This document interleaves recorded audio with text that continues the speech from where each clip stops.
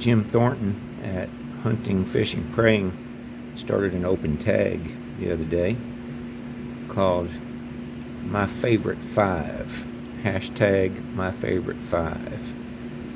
And I had a really hard time narrowing it down to five. I was able to thin it out to 7, so I think that's pretty good. And the thing for me in these 5 knives from my collection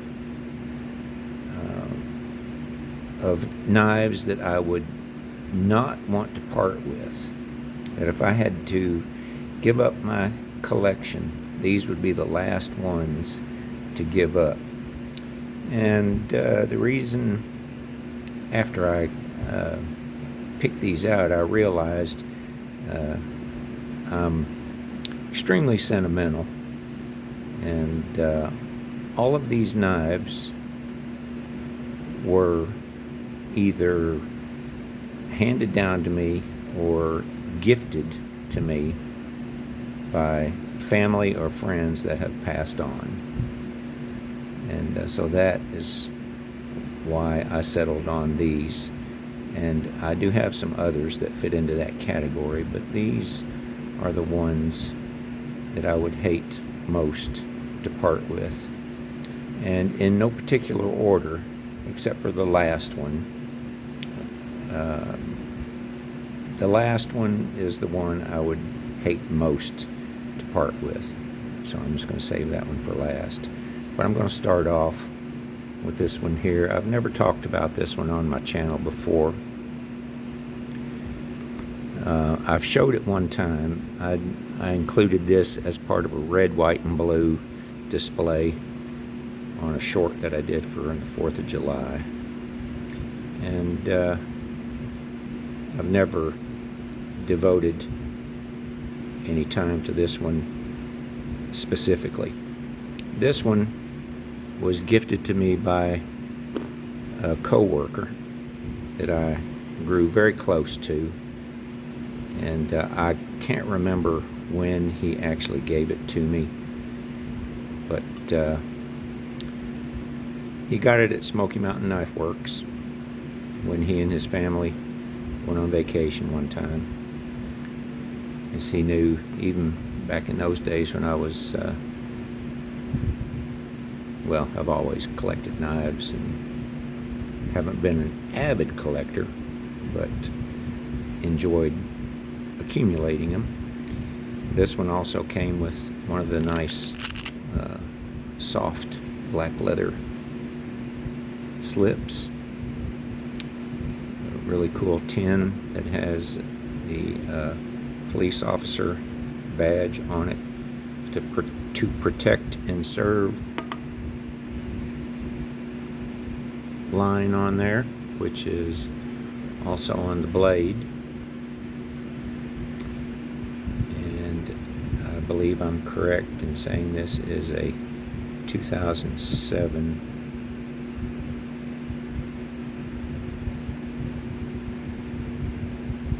this has 3 X's on it, and that tang stamp, I'm pretty sure, is a 2007 tang stamp. Nice Copperlock, some nice blue jigged bone. But this was given to me by my co-worker, and he and I got to be pretty close, and he unfortunately passed away at the young age of 37. He had some medical problems that he succumbed to, and so that is why this particular knife is one that I would hate to part with. Very sentimental value. And the next one was given to me by my parents. This is my Boy Scout knife. that I got when I was 11 years old in 1964 when I joined the Boy Scouts. So y'all can do the math. Figure out I'm an old dude. And I have done a video on this knife. If anybody's interested in going back through my videos and checking them out, you'll find this knife back there early on when I started doing stuff. Gator snap on this knife. All these implements.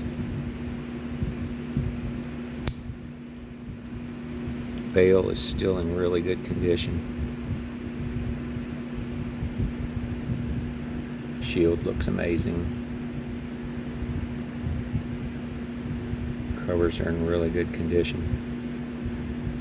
And a great knife. This one came to me via my parents. So that's number 2 that I would not want to get rid of. Next, like I say, in no particular order, I've got them sitting here on my bench. This is a Camillus Barlow that belonged to my grandfather, and from what I could determine online, this tank stamp was used from 1960 through the 70s.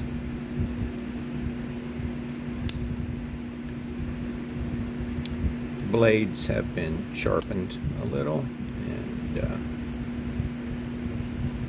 have some wear, but they are extremely sharp. I've sharpened this up and done a cleanup on it. This belonged to my maternal grandfather.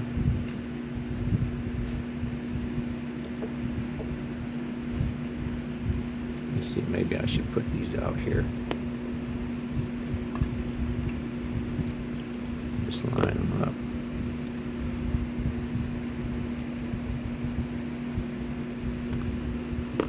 My maternal grandfather's knife.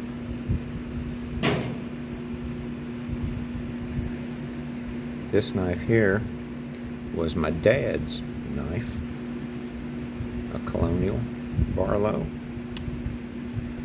Not an expensive knife, but that's not why it holds value for me. And as you can see, this has the sheepsfoot blade on it.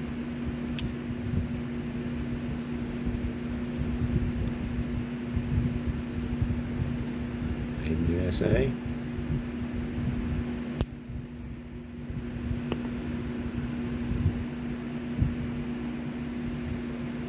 This one is a pretty nice knife here. Like I say, all these have previously been shown on my channel, except for the Copperlock there.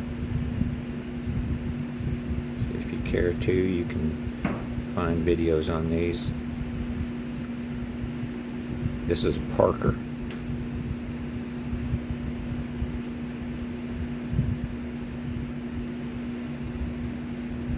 K236, made in Japan. And I'm not really sure what the handle material is on here. I've heard people say it's second cut stag. I've heard that it's some kind of bone. I remember hearing Knife Doctor's buddy Wade talking about one that he has, and he said that these have camel bone. So I really don't know. If anybody has any more information on that, I'd be happy to hear it. This blade here has never been used, never been sharpened. This is the blade that was always used by my uncle. This was his knife that he gave to me when we went deer hunting one time down in western Kentucky. And he gave me this knife to use to gut a deer. And so that is why I would not part with this one.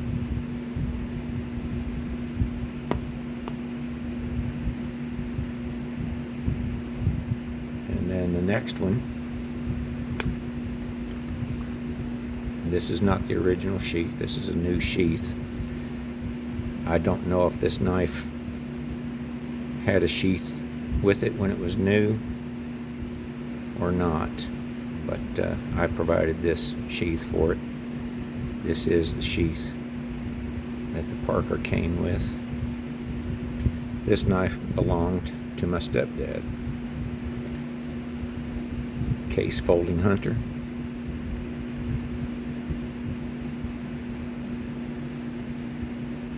A 1974 6265 SAB. That number is not very visible, but you can tell what it is. This knife saw a lot of hard use. My stepdad was a hard-working man, and he used his tools hard. And this was his knife. This is my bead from Jedi Jim, a lanyard that I put on there. So don't ever want to get rid of that one either. Now I think we're down to the last one here, and this you've seen before on my channel as well. This is the one that I consider the top dog in my collection. This is a 1920 to 1940 case.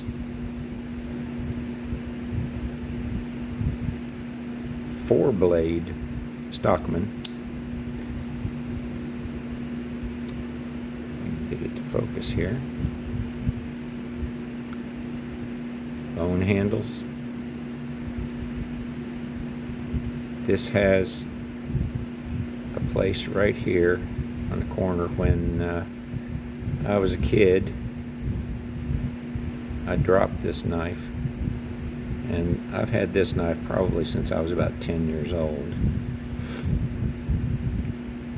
Chipped that corner of that bone at some point. I can't remember when it was, but super glued it back on there, and it has stayed put ever since. But other than that, there are no cracks. Look how tight those springs and liners are.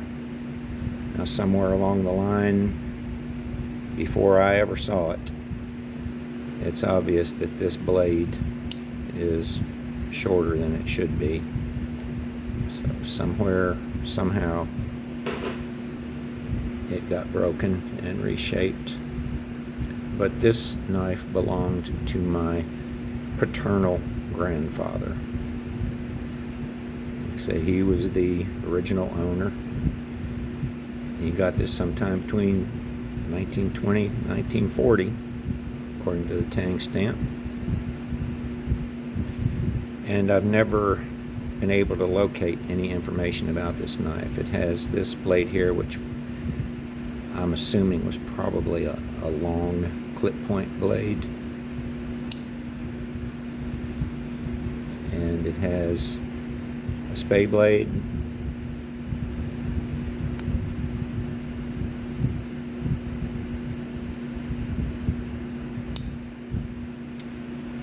Also a pen blade.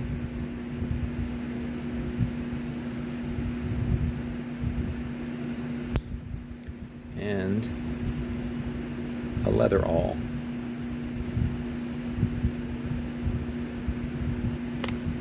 Whoops, sorry about that.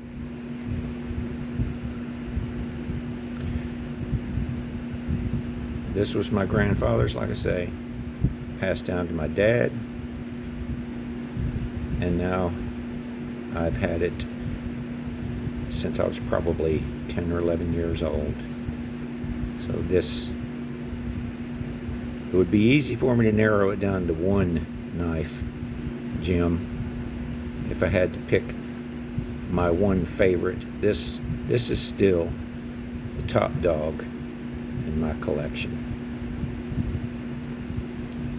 But like I say, all of these are from folks who have passed on, and that is why I chose them as the knives that I would not want to get rid of.